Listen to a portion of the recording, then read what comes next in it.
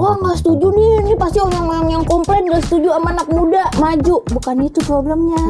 Anak muda sih saya setuju. Yang saya nggak setuju kalau itu tiba-tiba ngubah peraturan negara biar maju, itu yang salah. Ini ada etika yang jelas-jelas dilanggar gitu. Orang akan bilang ini secara hukum tadi gitu, secara prosedural gimana? Ya prosedural, kalau mau dibilang prosedural ya sesuai prosedur. Legal apa enggak ya legal. Etik apa namanya? Ethical atau enggak? Enggak. Dan itu buat saya presiden buruk banget buat demokrasi kita.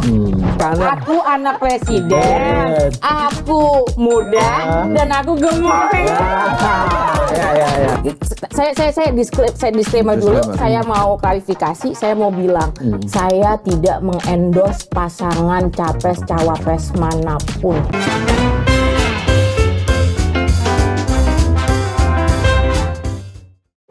Saatnya yang muda mendapatkan kursi. Wah, deg-degan banget nih. Tapi tetaplah, karena di lanturan kita berdoa mudah-mudahan ngelanturnya pasti mudah-mudahan relevan. aman. Kok aman sih? Kita sapa dulu dong. Halo Mbak Neng, selamat sore. Apa kabar? Nah, katanya ngasih yang muda kursi. Lah, Tapi kan kayak gini-gini langsung di ini. Iya, penonton lanturan edisi kali ini kita kasih kesempatan sama Nitya yang katanya paling muda untuk membuka acara. Untuk menjelaskan apa bedanya amin dan aman. Mainkan nih. Menjelaskan itu, makanya kenapa Mainkan saya nih. mengajak Mainkan Langsung nih. merasa nggak aman. Langsung merasa nggak aman. saya langsung merasa ya, Inaya Wahid. Aku Nitya mau perkenalkan Anissa. kamu tuh gimana ya? Iya. Sebagai seniman, sebagai pemain teater, sebagai anak presiden tapi yang nggak dapat privilege. Dapat nggak sih? Dapat dong. Oh, dapat ya. Misalnya. Dapat dong. Dapat lah, kemana-mana diajak. Kemana-mana diajak. Iya, kalau Gus Dur kemana-mana kan diajak dia. Kan Kalau dapat cuma privilege. diajak doang mah, kecuali diajak ke tata selanjutnya. Ya diajak orang Gus Dur, dia dituntut, diajak orang ke kamar mandi juga diajak. Nggak berarti kan nanggepin kan? Nggak. Kalau Inaya aku masih berani, kalau Gus Dur nggak berani. Takut. Tapi nah maksudnya kayak kita kan ngomongin ini ya, kita sering banget ngomongin nih kemana sih ini harusnya siapa segala macam, giliran anak muda dikasih kok begini caranya. Do you feel still the same gak sih? Masih ngerasa sama gitu gak? Beda kalau yang muda yang memimpin. Pasti ada bau Inggris-Inggrisnya. Gitu. Of course. Kalau musik mah biasa aja. Biasa aja. Semarangan. Pakai bahasa Indonesia yang baik Baik dan benar. Belum tentu. Bahasa Indonesia Bantul ya. Belum tentu baik dan benar. Silakan ada. Iya, apanya? Iya kan banyak tuh yang ngomong kayak gitu. Ini saatnya anak muda, anak muda tuh maksudnya terus kalau muda terus apa? Soalnya banyak banget gitu, terus gimana tiba-tiba jargonnya, ini adalah calon termuda, ini adalah apa muda, saatnya yang muda, ya and then what, tapi terus kalau muda terus kenapa gitu, apa yang ditawarin gitu. Karena saya sebagai anak muda juga biasa-biasa aja. Itu tenang aja, itu bagian dari ageism juga tuh. Kalau terlalu mengglorifikasi anak muda tuh terlalu ageism juga gitu. Dan maksudnya gini, kalau mau ngomongin anak muda itu kan maksudnya gini, kalau mau ngomong muda itu sebenarnya yang diambil tuh bukan umurnya, tapi being progresif, kan gitu. Ini dunia ini kan dinamis. Nah, makin hari kan butuh solusi-solusi yang juga kemudian harus kitanya butuh update gitu. Nah, itu diharapkan anak-anak muda lebih progresif untuk nyari untuk menyelesaikan isu-isu itu, ya kan? Itu satu. Yang kedua, kemudian idealism. Jadi itu yang dicari. Kalau yang punya itu nggak muda juga nggak apa-apa, karena yang dicari itu bukan usianya sebenarnya gitu. Tapi gemoynya. Tapi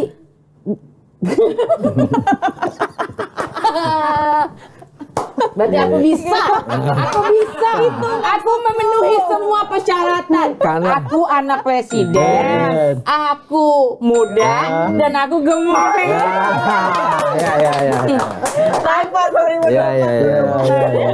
Tapi punya paman nggak? Paman punya dari desa, tapi hakim masalahnya bukan hakim garis. udah gitu hakim garis poli pantai. Susah. Aduh, jangan usah ngomongin poli, karena kalau poli tetap aja nanti ngadepinnya Megawati lagi. Kebanggaan Indonesia. Iya, di Korea Selatan. Iya. Tapi kita ngomong tiba-tiba ngomongin anak muda, kenapa sih? Gara-gara Gibran maksudnya? Biar Enggak. clear aja. Karena Nitia dari kemarin selalu seperti ngomong itu, Mas. Kenapa sih kalian ribut mulu? Ini kan kesempatan anak muda untuk memimpin, kesempatan anak muda untuk berbuat sesuatu untuk bangsa gitu loh. Biar clear. Setuju. Tapi maksudnya gini, Maksudnya gini, muda itu punya kesempatan untuk mimpin juga setuju. Aku setuju. Tapi- Jadi jangan kemudian isunya terus dibawa-bawa ke nggak setuju nih. Ini pasti orang-orang yang komplain nggak setuju sama anak muda maju. Bukan itu problemnya. Anak muda sih saya setuju. Yang saya nggak setuju kalau Caranya. itu tiba-tiba ngubah peraturan negara biar maju, itu yang salah. Ini bukan masalah muda atau nggak mudanya. Jadi jangan di jangan digeser isunya. Ya, sepertinya saya Gitu. tertarik dengan- Apalagi yang menggeser isu itu adalah partai yang ngakunya muda, tapi status quo. Luar juga. Tapi kan yang memimpin anak muda. Tapi yang penting, tapi aku salut sama partai itu, karena akhirnya partai itu melepaskan labelnya sebagai PDIP U23.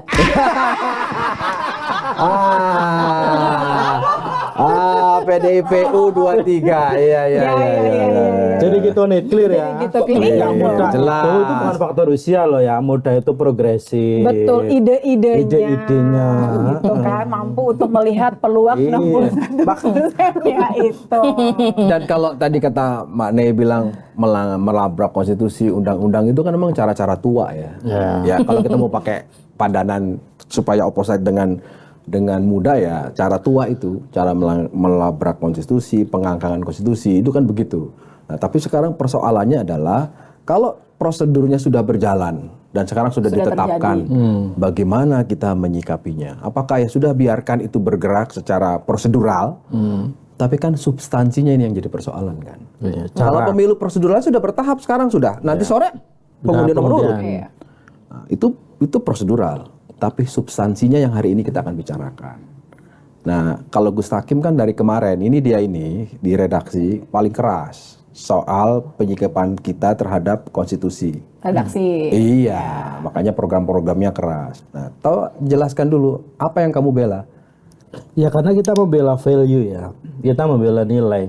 Kita tidak ada persoalan dengan Gibran, tidak ada persoalan dengan Prabowo, juga tidak ada persoalan dengan Jokowi gitu loh. Tapi kita ada persoalan dengan ketidakberesan dalam tatanan bangsa ini gitu loh.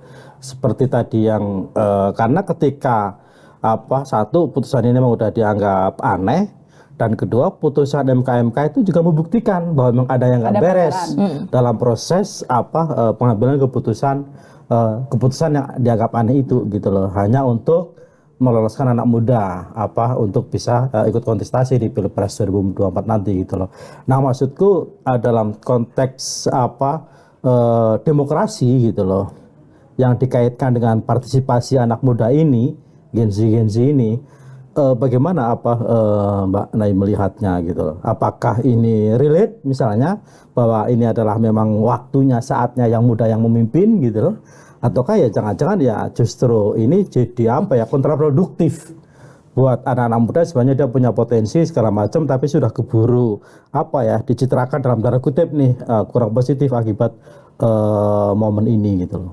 Ya, makanya fokusnya kan bukan di mudanya, problemnya kan bukan di mudanya. Saya pribadi, saya salah satu yang mendukung kalau misalnya peraturan itu diubah gitu ya, gitu, bahwa anak-anak yang orang-orang muda yang di bawah 40 tahun bisa jadi pemimpin, nggak masalah. Makanya sekali lagi ini kan problemnya bukan di situ. Tapi nanti kita jadinya malah nggak fokus di problem aslinya yang tadi gitu, ya kan? Yang tadi dibilang bahwa ini ada etika yang jelas-jelas dilanggar gitu. Kalau secara gini, orang akan bilang ini secara hukum tadi gitu, secara prosedural gimana? Ya prosedural, kalau mau dibilang prosedural ya sesuai prosedur gitu kan. Dokumen langgar maksudnya. Iya. Legal apa enggak ya? Legal. Etik ethical Etisnya. atau enggak? Enggak. Dan itu buat saya presiden buruk banget buat demokrasi kita. Tapi dari kemana masuk kayak gitu? Saya ingat banget waktu saya sempat di satu forum sama bagian dari pemerintah yang terus kemudian bilang gini, ini kita demokrasinya udah naik kok. Buktinya angka demokrasinya udah bagus. Ini buktinya ya angka orang nyoblos kemarin itu pemilih partisipasi publik gitu dalam pemilihan itu naik pesat gitu. Ya masa kalau hitungannya demokrasinya jadi bagus, kualitasnya Indonesia itu hitungannya karena orang nyoblos sebanyak-banyaknya nyoblos, ya itu bukan berarti terus demokrasinya jadi bagus. Karena kalau cuma masalah banyak-banyakan nyoblos, orang di Korea Utara nyoblos semua, Pak.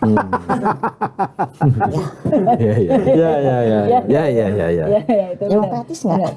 Tapi gini, kan kalau beberapa kali nih aku diserang ke Kompas Malam kan, kita ngundang beberapa pengamat yang berbeda, beberapa lembaga survei gitu. Kompas Malam. Nggak ada yang siang-siang. Belum terbit. Ada yang subuh. Nah, beberapa dari mereka, terutama yang punya lembaga survei, bilang ini isu yang sangat menarik karena ada etika yang dilanggar. Tapi apakah kemudian nanti berpengaruh nggak sama orang berpikir dua kali ketika memilih? Ternyata enggak. Sejauh ini. Minimal dari hasil survei. Atau ini jadi kayak cuma obrolan aja. Gitu ya. Gitu. Betul seperti itu Mane. Bahwa isu ini bukan sesuatu yang penting. Kalau aku sih ngelihatnya itu karena ya mohon maaf ya, itu maksudku gini, karena kita udah lama banget menormalisasi hal-hal kayak gitu, jadinya gitu loh. Ini nggak salah kok secara ini, tapi etikanya tuh banyak banget yang dilanggar gitu. Dan akhirnya publik sendiri juga jadi mungkin mereka juga jadi ngerasa, oh ini nggak apa-apa kali ya, apalagi pemilih makin ke bawah, makin itu jadi sesuatu yang normal, mungkin mereka akan berpikir bahwa this is how it is gitu. Gitu. Dan itu banyak banget, aku ketemu banyak banget sama orang-orang muda yang berpikir ya emang kayak gitu bukan gitu. Nggak ngaruh sama kita juga nantinya gitu, nggak ngaruh sama lapangan pekerjaan misalnya, nggak ngaruh sama that's how politik works gitu. Akhirnya jadi kayak gitu. Padahal kita punya pilihan gitu. Ada satu cawapres yang kemudian suka ngomong kayak kemarin saya sempat ngomong gitu bukan sempat kemudian menanggapi pernyataan itu waktu beliau bilang nyoblos itu bukan untuk milih yang terbaik karena nggak ada gitu. Jadi nyoblos itu supaya yang jahat nggak jadi pemimpin gitu. Menghindarkan yang jahat nggak jadi pemimpin. Terus aku bilang kalau gitu lesser of evil dong Pak gitu. Kita lesser of evil mulu tiap 5 tahun gitu. Maksudnya nih masa kita Indonesia nggak punya beneran yang oke, yang baik gitu. Dan lucunya orang yang bilang iya lesser of evil itu kemudian ikutan kontesnya. Jadi maksudnya gini, ini Bapak bagian dari lesser of evil apa gimana nih Pak? Sebut nama. Sebut nama atau justru kasih tahu aja. Ini yang masih dianggap keluarga atau dianggap teman? Itulah kemudian kenapa kita mendorong bahwa proses demokrasi ini tidak hanya berhenti di soal prosedural, bukan hanya soal tata laksana, tapi soal substansi, soal nilai, gitu. Ini menjadi alasan sekaligus penjelasan kita ya, kenapa kita Kompas TV terutama berminggu-minggu fokusnya soal MK, karena ada nilai yang dibela, ada nilai yang diperjuangkan. Apa itu? Yaitu nilai kenegaraan, nilai-nilai kebangsaan, yang itu tercermin dari semua yang ada di konstitusi negara. Jadi kalau orang bertanya, kok kayaknya nggak move on, kayak nggak terima sama paslon itu, sampai nyebut-nyebut seolah-olah mau menggagalkan dan sebagainya. No, kita itu urusannya prosedural. Tapi kita mengingatkan bahwa sejarah mencatat kita pernah bersikap soal itu. Nah, pertanyaannya, kalau itu tidak turun ke grassroots, ya biarkan, ini kan bukan soal hasil 2024, kita nggak bicara itu. Dalam jangka panjang kita bicara bahwa menjadi pembelajaran bagi masyarakat, bahwa hari ini belum nyampe ke grassroots, itu jadi pelajaran dan evaluasi kita. Itu adalah tahapan yang ya jangan-jangan soal konstitusi, soal MK itu terlalu elit, sehingga tidak sampai Nah, tapi kan kita berpikir jangka panjang. Yang sampai ke bawah emang beras, kaos gitu. BLT gitu ya. BLT. Ya.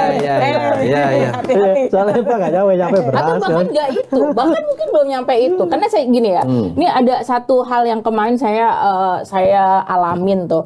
Jadi saya kemarin ngasih jokes, terus joke saya di quote, terus ditempelin nama paslon gitu. Padahal maksud saya itu joke-nya emang istilahnya nge-roasting satu paslon, tapi bukan endorsement untuk paslon yang lain, bukan gitu. Saya nggak mengendorse. Saya disclaimer dulu. Saya mau klarifikasi. Saya mau bilang, saya tidak mengendorse pasangan capres cawapres manapun. Itu dulu. Oh, yang kita butuh aman bukan amin itu. Iya, betul. Itu bukan endorsement, itu joke untuk nge-roasting satu calon, tapi itu bukan endorsement untuk membenarkan dukungan kepada satu. Iya, itu bukan. Nah,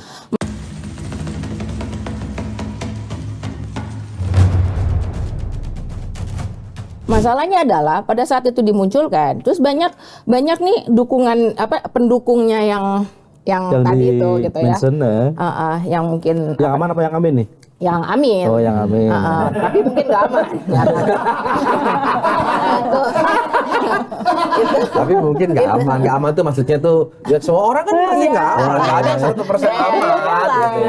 Itu mereka tuh marah sekali gitu. Marah sekali terus ngata-ngatain apa segala macam gitu ya. Terus yang saya heran tuh gini, saya tuh waktu lihat mereka marah-marah gitu ya, karena dianggap saya tuh ngeledekin paslonnya mereka gitu ya. Wah, mereka ngamuk-ngamuk segala macam. Saya tuh pengen ketawa, saya tuh pengen gini, kalian tuh belain apa? Kalian tuh lagi belain orang-orang yang lagi nyari kekuasaan loh. Marah kalian tuh buat apa sih gitu? They're not even worth your anger. Itu yang sebenarnya saya pengen ngomong ke teman-teman muda gitu. Jadi ini banyak banget. Kalau muda ngadepnya ke sana, Pak. Kalau muda ngadepnya ke sana. Ini Nah, aku pikir kita adalah teman. jadi maksudku jangankan nyampe di bagian beras dan segala macam itu loh. Tapi udah dari awal kita pakainya sentimen dulu gitu, ngamuk-ngamuk sendiri. Bukankah gitu. itu yang paling gampang ya? Dan itu kan permainan lama ya. Itu selalu dimainkan, emosi orang tuh selalu dimanfaatkan untuk hal kayak gitu. Kita karena lebih mudah untuk menggerakkan perasaan orang. Yang biasa memainkan emosi orang. Iya. Yang biasa dimainkan. Korban ya. Iya nggak sih? Maksudnya terus apa bedanya gitu sekarang? Apa bedanya sekarang? Kenapa kita harus tercengang? Kenapa kita harus merasa bahwa ini adalah sesuatu yang berbeda? Permainannya lama semua kok. Artinya kita nggak maju-maju. Ya. Kita masih berada di titik yang sama setelah sekian proses demokrasi kita lalui gitu loh, Nit. Tapi kita penting loh mengklirkan ini. Kenapa? Di pemilu sekarang ya paling tidak 50% lebih kan anak muda. Dari 204 DPT itu 61%. Anak muda. Pemahaman ini yang menurutku jauh lebih penting sampai, dan kita tentu tidak bisa berharap jangka pendek. Karena ini kan akan panjang. Kalau kita melihat bahwa anak muda ini masa depan. Tapi kalau anak muda ini masa sekarang untuk kebutuhan jangka pendek, ya itu yang terjadi.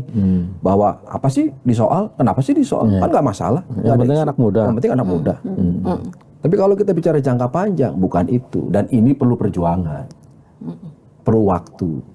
Termasuk dicaci maki di sosmed. Gitu itu Tapi emang kalau orang tua yang ngomong perlu Semua langsung hening gitu. makanya saya langsung menunduk. Saya langsung menunduk. Orang tua yang ngomong memang begitu saya, Bang. Banyak saya langsung menunduk gini. Kalau orang tua ngomong begitu ya, Bang. Yang paling nunggu ini loh. Nggak, tapi harus diklarifikasi juga ya, Nay, bahwa anak muda juga bukan berarti kita antipati ya. Maksudnya kita sangat semangat untuk Itu udah Nah jelas. itu malah maksudku, kita mungkin fokusnya perlu di substansial itu tadi. Gini, kita jangan lagi ngomongin demokrasi cuman permasalahan coblos-coblosan. Siapapun boleh nyoblos dan segala macam, bukan itu. Ya, itu cuma salah satu bagian kecil aja gitu. Salah Tapi satu yang indikator. Iya betul, salah satu indikator. Tapi maksudnya yang paling penting ya demokrasinya juga harus sehat gitu. Ya buat apa punya demokrasi tapi kemudian juga nggak sehat. Ya setuju. Bukan, tapi kita tadi mau ngomong buat apa nih demokrasi kalau ujung-ujungnya dinasti. Gini, saya kalau dinasti kalau saya nggak masalah. Yang jadi problem itu, nah sekali lagi ini nih, yang jadi problem itu bukan dinasti as in, wah itu anaknya Pak Jokowi jadi nggak boleh tuh sama sekali, nggak gitu. Iya gitu. Bukan karena bapak saya pernah jadi presiden makanya kenapa sekarang saya di seni gitu kan. Oh karena saya udah nggak bisa masuk politik, nggak begitu gitu. Tapi yang jadi problem itu adalah karena ketika dia naik dia menggunakan perangkat negara, itu satu, untuk memuluskan jalannya, itu satu. Yang kedua, ayahnya sedang menjabat gitu. Berkuasa. Iya, itu kedua. Ketiga, si hakim MK ini aja udah dari awal udah posisinya sebenarnya kan juga ini kan iya gitu. Itu kan dari awal, maksudnya harusnya itu udah jadi apa ya? Ya nggak ada yang salah kan kalau paman belain keponakan itu. Iya, meskipun nggak semua paman ada paman yang ditelikung keponakan. Aku nggak ikutan loh ya. Yang ini amin atau aman? Tapi itu juga menarik. Saya pengen ngomong itu juga. Ini bukan semata pembelaan terhadap ayah saya ya, tapi gini, banyak orang kemudian melihat keterlibatan pihak itu sebagai ini hanya konflik personal karena ini konflik keluarga. Tapi Pak publik miss untuk menyadari bahwa ini ada orang yang kemudian dia itu melanggar banyak banget. Contohnya ayah saya itu sudah ada itu kekuatan hukumnya, tidak membolehkan penggunaan namanya misalnya segala macam yang kemudian itu dilanggar oleh mereka gitu ya. Atau kemudian spin off words gitu. Bagaimana kemudian narasinya dibikin, enggak kok nggak ada apa-apa kok, kami nggak ada apa-apa, itu tuh sebenarnya cuma pura-pura gitu segala macam. Ya nggak mungkin diklarifikasi karena kalau mau ya silakan klarifikasi ke bapak saya kan gitu kan. Nah, publik itu menganggapnya itu permasalahan personal, tapi miss untuk melihat bahwa ini ada loh orang yang akan menggunakan berbagai macam cara untuk bisa berkuasa gitu. Untuk ada di tampuk kekuasaan. Ini yang kita sering banget miss gitu, hal-hal yang substansial yang sebenarnya jauh lebih penting untuk diwaspadai gitu. Tapi aku agak curiga nih Mbak Ana ini. Mbak Ana ini agak kencang kritik Gibran gitu. Karena jangan-jangan nyesel dulu pas jadi anak presiden nggak cepat kesempatan kayak Gibran juga. Iya, nggak maju saya itu. Tapi ada politik gitu. Pertanyaan-pertanyaan itu kan. Gimana? Iya. Penyesalannya bukan karena nggak maju ya. Misalnya karena kenapa bapak aku bukan tipikal yang ya itu poin juga, itu poin. Dalam konteks membandingkan ya itu penting kan. Antara ini sama-sama presiden. Sama-sama presiden.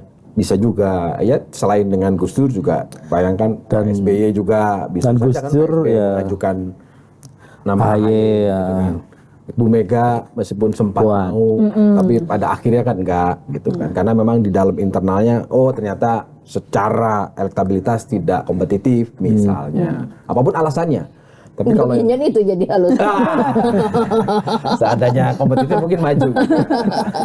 Gitu. Nah ini yang gini, kenapa kita terus menyoal ini? Ada satu hal yang kita harus ingatkan bahwa kita bermimpi ya. Anak-anak muda yang disebut-sebut oleh media itu sebagai dominasi anak-anak muda di pilpres kali ini, di pemilu kali ini, itu datang ke TPS bukan karena mobilisasi kelompoknya, tapi dia datang dengan kesadaran. Oke, saya datang ke TPS untuk memperjuangkan nilai apa.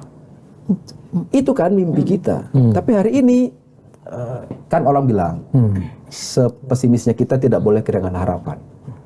Karena itu kita terus menyampaikan ini bahwa tidak mudah. Kenapa? Karena selalu dianggap ini nggak ikhlas ini Prabowo sama nggak move on. Takut ini kalah. Takut kalah.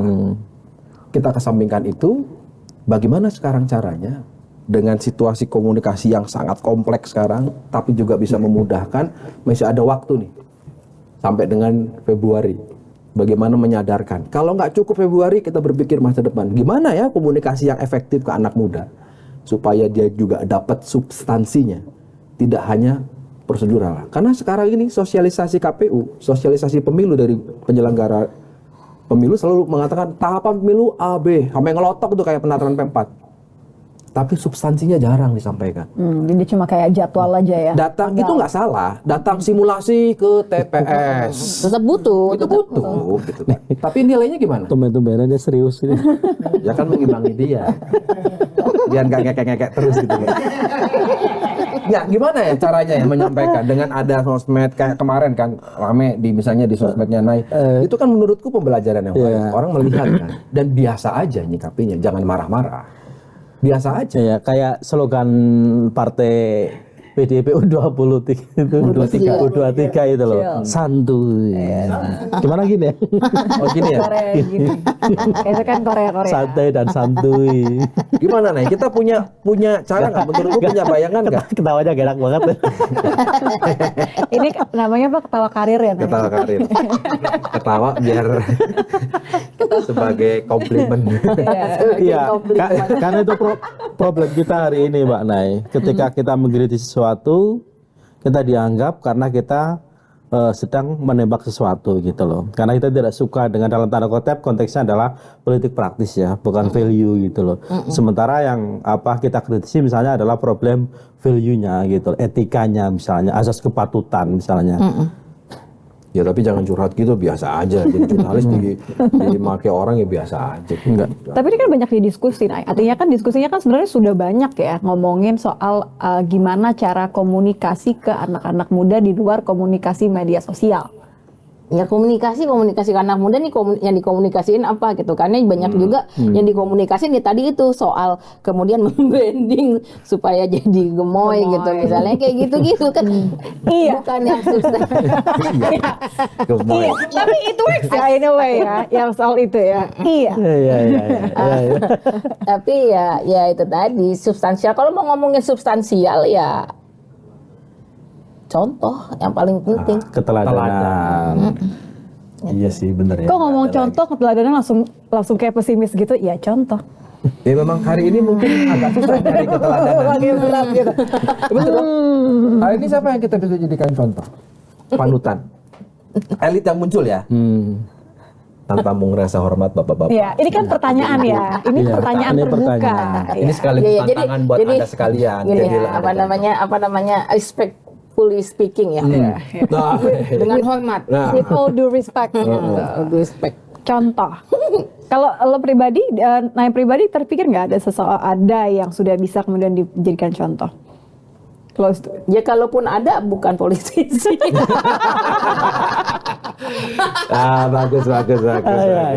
Nice save. Anak-anak muda yang memang sudah berniat datang ke TPS jangan berubah pikiran gara-gara nonton ini ya. tetap harus datang ke TPS ya. Meskipun nyoblos semuanya. Kan adil. Kan adil dalam perspektif tertentu gitu. Karena semuanya. Karena itu perlu pendidikan politik praktis itu tadi. Cara mencoblosnya nggak boleh semuanya. Kalau orang tahunya adil kan semuanya bagi rata. Ya itu salah satu komunikasi yang salah. Iya, itu kan cara. Gak boleh adil Gitu, terus baru suara. Kalau orang nggak ngerti, taunya oh adil tuh begini, kan harus adil. Coblos semuanya. Ditanya sama orang tuanya, kamu coblos semuanya. Tiga-tiganya. Tapi jangan-jangan aku juga mikir, itu kan Jokowi katanya karena dalam tanda kutip gitu ya, misalnya dianggap sedang dalam tanda kutip emaskan anaknya misalnya untuk maju di Pilpres karena dia terlalu lama berkuasa misalnya. Udah 9 tahun. Kan itu normal. 10 tahun. Dibanding Gus Dur kan 8 Jokowi, Mas.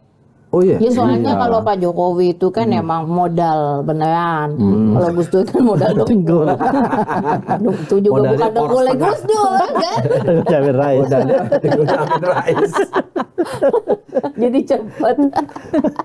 Cepet turun juga gitu. Tapi ya Gus Dur kan presiden pertama pasca reformasi kan. Itu yang harus diakui, secara harus mencatat itu gitu. Ya, dia produk reformasi. Produk reformasi pertama, meskipun belum dipilih secara langsung waktu itu gitu ya. Tapi mungkin nggak Mbak Nay misalnya kalau katakanlah Gus Dur berkuasa lebih lama gitu loh, pada akhirnya juga akan terjebak dalam kondisi seperti itu. Ya omku kemarin ngomong kayak gitu tuh. Om yang mana nih? Om yang mana? Omku dokter. Bukan harga. Iya. dokter bukan hakim. Dokter. Tapi ini juga Omku pada saat ngomong itu juga ini jauh sebelum kasus Gibran kemudian dicalonkan gitu. Dan bahkan sebelum kasus MK itu. Jadi Omku sempat nonton aku di satu TV gitu, terus Omku bilang, "Yo, aku tuh salah satu hal yang aku syukurin itu adalah bapakmu tuh nggak lama-lama jadi presiden." Saya bilang, "Kenapa Om?" Gitu. Ya soalnya kalau lama kekuasaan itu bisa mengubah kita. Kita nggak tahu bisa berubah jadi apa gitu kan. Apalagi semakin lama kekuasaannya, semakin sulit kita untuk lepas dari si kekuasaan. Jangan jadi ketua DPR nih kalau lama berkuasa. Iya. Salah. Meskipun sebenarnya, Iya. aku matiin toa, nggak matiin mic, aku matiin toa. Tapi maksudku ya mungkin bapak nggak tahu, mungkin bapakku bisa, tapi orang-orang di sekelilingnya belum tentu juga gitu. Ya kita nggak pernah tahu apa yang terjadi. Tapi maksudku guys ya. Ngerasa pernah ada di posisi itu emang sesuatu yang subtle banget sih. Dia masuknya pelan-pelan gitu kan gitu. Terus ya abis ini pengennya apa? Pengen ini itu juga. Ternyata bukan cuma hammer dan cinta yang memabukkan ya. Tapi kekuasaan sudah bisa memabukkan. Harta, tahta, atau nyawa. Nyawa. Serem juga ya tiga itu. Soal kekuasaan. Judi slot. Itu memabukkan juga. Iya. Kekuasaan memabukkan. Itu kan yang kemudian dijelaskan oleh pendukung-pendukungnya Pak Jokowi, bahwa Pak Jokowi itu sedang berkorban. Kenapa? Untuk menjaga yang disebut dengan giant leap, lompatan besar untuk Indonesia yang lebih maju. Dia ingin menjaga kelangsungan pembangunan sehingga menempatkan anaknya dan dia pasang badan. Boleh aja pendapat begitu sebagai pembelaan.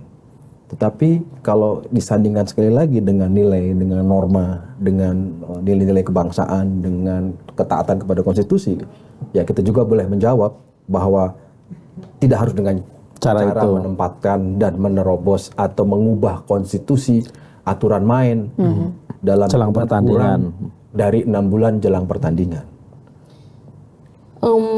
Kemarin ada satu kiai, saya ngobrol sama si kiainya itu, terus kiainya saya lagi konsultasi soal apa yang akan kami bawa di Haul Gus Dur selanjutnya gitu ya, tahun ini gitu. Terus kiai itu ngomong gini, ya demokrasi itu apa sih tujuan utamanya? Tujuan utamanya itu kan adalah kepentingan bersama gitu kan, kepentingan semua gitu.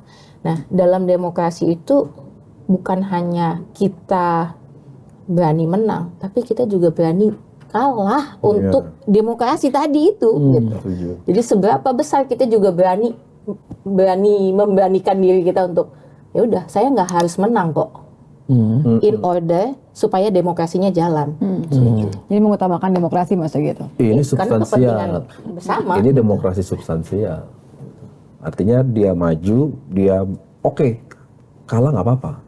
Tapi paling tidak, saya punya kesempatan masuk dalam orbit untuk menebar gagasan, ide-ide baik, ya kan? Usulan-usulan yang mungkin belum tentu relate sama grassroots, karena ada faktor itu tadi, beras, kaos misalnya. Tapi tetap berjuang. Bukan begitu? Ini Amin atau Aman? Ya tanya naik. Kenapa ya bisa kepikiran itu? Tapi Oke lah, sampaikan bukan endorse. Aku penasaran. Kenapa ya bisa kepikiran Amin nama Aman itu? Pengen tahu aja, iseng atau apa gitu kan? Tentu nggak iseng dong. Ini sekali gue klarifikasi.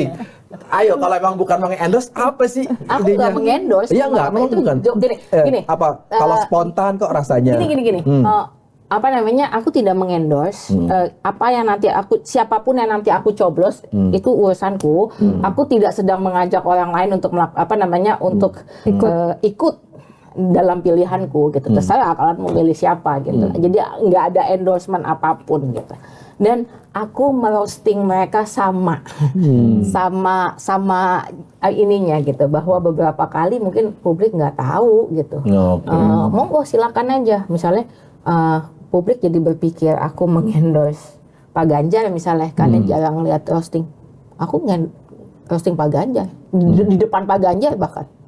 Gitu. Kalau kemarin Kiki Saputri bahkan nggak berani nge-roasting Pak Ganjar soal Wadas, Pak Ganjar udah duluan aku roasting soal Wadas. Gitu. Jadi sama. Jadi tapi nanti siapapun yang aku coblos, aku nggak masa perlu mengendorse. Urusan pribadi Urusan pribadi. di dalam bilik suara.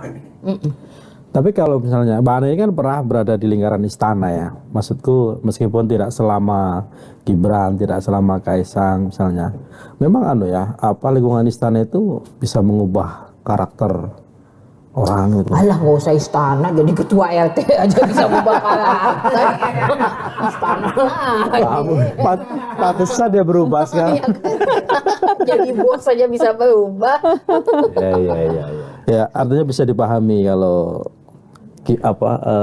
Gunawan Muhammad menangis. Bukan gini, menetiskan air mata. artinya gini, kalau kita sadar betul bahwa kekuasaan itu bisa melenakan kita, kalau kekuasaan itu bisa membuat kita yang tadinya taat dengan konstitusi, yang tadinya kita paham, ya dari kita ada kesadaran membatasi diri, itu yang tadi bilang. Dan regulasi juga membatasi kan. Oh iya, itu satu hal. Tapi kan kembali kepada yang sebut habitus itu loh. Kebiasaan di internal grupnya itu. Nah kalau di keluarga Gus Dur mungkin kan sudah biasa melihat kekuasaan itu sebagai sesuatu ya wis lah. Titipan. Wis lah gitu.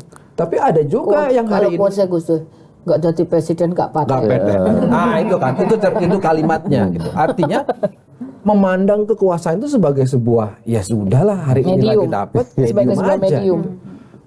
Nah ini kan yang kita harus sampaikan Kim, karena Gus Takim ini kan banyak programnya.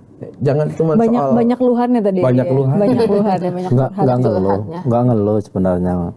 Menyampaikan aspirasi. Ngeluh mulu sih, kurang bersyukur nih kayaknya. Sekarang kan gitu dikit-dikit digituin. Lu ketawa banget kencang banget lu. Dia bahagia. Bahagia banget. Dia paling bahagia tuh. Tapi tetap ya, maksudnya ini akhirnya karena lagi deadline gitu kan. Ini kan ya sudah itu sudah terjadi kan, PR-nya adalah bagaimana berikutnya gimana, biar pertanyaannya begitu. gitu maksudnya. Biar move on gitu kan. Sama juga kita juga tentu mengharapkan nggak cuma yang muda ngaku muda kelihatan muda kan gitu. Apa yang akan mereka bawa ke meja gitu. Yang muda ngaku muda kelihatan muda. Padahal nggak muda. Dia nggak apa-apa loh, nggak mudah itu nggak apa-apa loh. Iya, benar. Ini ageism banget, ini terlalu ini salah satu efek terlalu mengglorifikasi anak muda juga itu Yang loh. penting lugu, yang penting sehat. Kan kalau kesehatan semua. Sama gemoy. Berikan aku 10 anak muda, aku jadikan Ku gerakan. apa sih? BTS itu apa sih katanya? Gila, gue langsung blank gitu di depan kamera, langsung blank. Ami, maafkan aku jangan dihabisin. Iya, lagi-lagi jadi pertanyaannya sama soal ini loh, kaum privilege itu loh, Nay. Kan semua kan selalu bertanya-tanya soal jadi apa yang kaum privilege bisa berikan kepada kita. Kamu ini kok langsung ingatnya ke aku ini nyindir apa?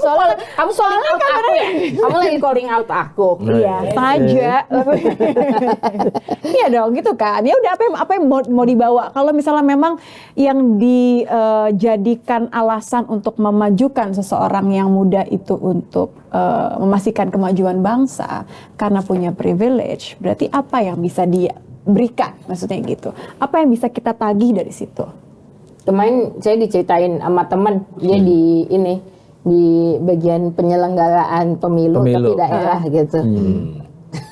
Itu banyak banget yang para calon-calon itu. Mereka bahkan nggak tahu tugasnya ngapain, ininya ngapain gitu. Atau bahkan ada, dan terutama itu anak muda yang kayak gitu. Ada bahkan yang ditanya, oh dia di partai A itu atau partai B gitu. Terus ditanya ketua partainya yang mana, dia juga yang nggak tahu. Tapi maksudnya gini, Iya. Tapi gini, terlepas dari itu, artinya maksudnya gini, ya itu melihat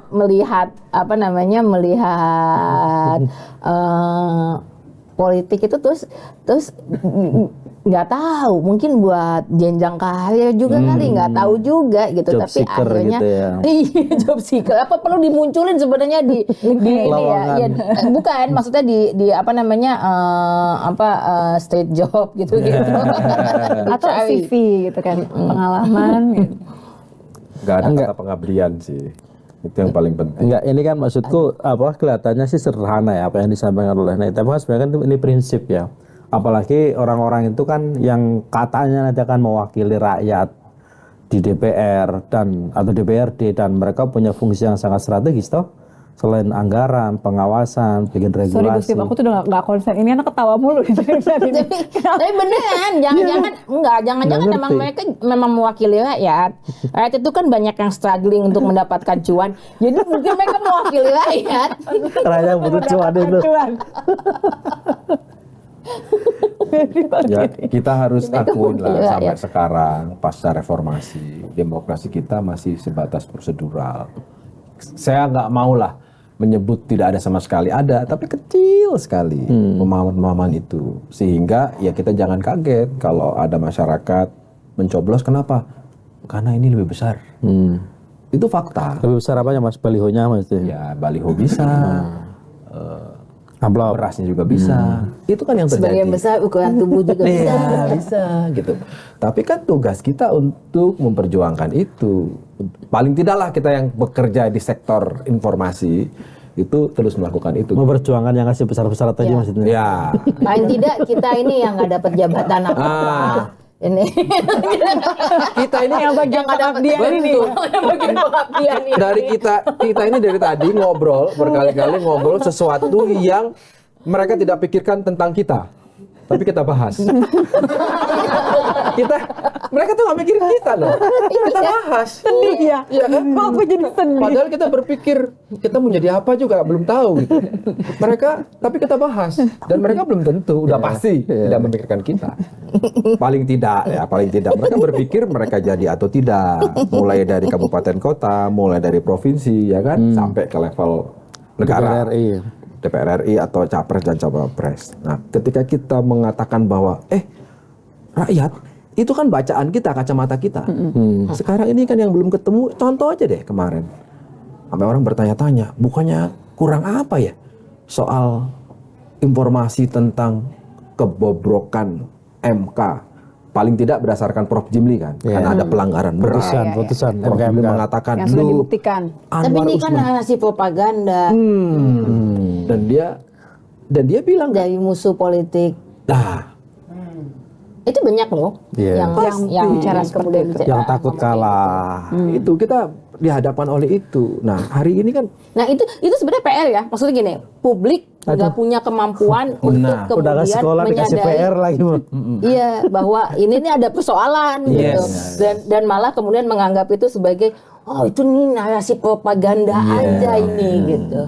Ini kan kayak istilahnya gitu ya, kalau mungkin contoh lain yang lebih nyata, misalnya kayak kalau hari ini kita mau ngomong Israel versus Palestina, aku netral aja, tapi lu nggak lihat ini ada orang lagi dijajah gitu ya, ada sekelompok orang dijajah terus diserang habis-habisan gitu, terus kita mau ngomong netral gitu, asin aku mengutamakan perdamaian, gimana mau damai gitu kalau mereka aja bahkan nggak hidup gitu, nggak bisa hidup untuk ngomongin perdamaian gitu sih. Jadi maksudku ketidakmampuan kita kemudian untuk melihat itu gitu, persoalan yang lebih substansial itu kan yang kemudian harusnya jadi PR gitu. Ya. Dan kita harus akuin itu masih jauh sekali dari ideal kan di Indonesia. Kita harus PR-nya akui. bapak-bapak.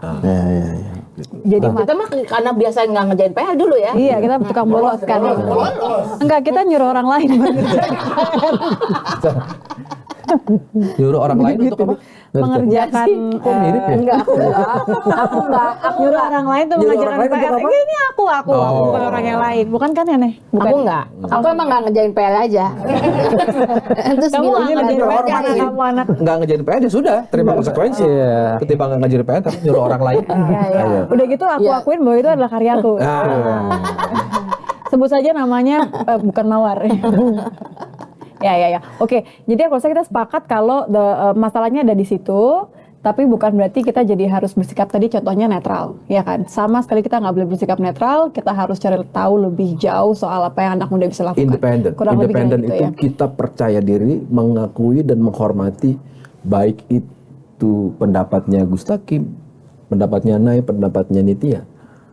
Suasana itu yang membuat dialektika itu hidup. Tapi kalau hari ini kita menyampaikan nilai gagasan, dituduh macam-macam, seperti yang dialami oleh anak presiden ini, bener dong, anak presiden. Nggak berani nyebut mantan. Kan presiden kan sebutnya nggak ada mantan. Nanti dijawab ya Mandai. Tadi tuh gini, obrolan sebelumnya adalah ini obrolan pinggir jurang ya. Ini kayaknya nggak pinggir jurang, kita emang terjun sambil tabak emang gitu ya kan. Nggak ada lagi. Tapi kayaknya dari edisi Lantun ini paling nggak bener ini. Ini benar-benar ngelantur. Paling nggak asli. jelas. Gocekannya nggak kelihatan ya. Ya gitulah kadang-kadang gocekannya tiba-tiba jadi cawapres, tiba-tiba nanti Plot twist ya, putaran plot twist. politiknya banyak. Tiba-tiba jadi ya, tapi kan berangkat dari soal satu dua ide besar. Ya, soal anak muda. Anak muda tidak sekedar anak muda, tapi kita memperjuangkan yang namanya demokrasi substansi. Hari ini prosedural ya oke lah, mungkin baru tahapannya sampai di situ. Tapi kita harus berjuang sampai substansi. Bahwa yang substansi itu elektabilitasnya cuma paling kecil, ya nggak apa-apa. Kan harus siap kalah kan. Betul kan? Siapa yang harus siap kalah? Yang mana? Aman apa Amin? Aman atau Balik lagi. bukan gue loh ya. Daripada Nay sudah mulai merasa tidak aman. Bentar lagi gue ditelepon. Ini balik lagi udah mau klarifikasi, udah mau closing, dibalikin lagi aman atau amin. Ini negara banyak plot twistnya. Ini negara kita tuh kayak K-drama ya. Ya kayak drama Kayak ya. K-drama, banyak plot twistnya. Tiba-tiba jeng ada plot twist baru. Tadi udah Ya klarifikasi. sangka. Ya doain aja K-dramanya ini, kita ini Indonesia genre-nya bukan film horor. Itu aja. Komedi. Ini berarti usul karena ada Nay, karena doanya seperti itu ditutup dengan apa?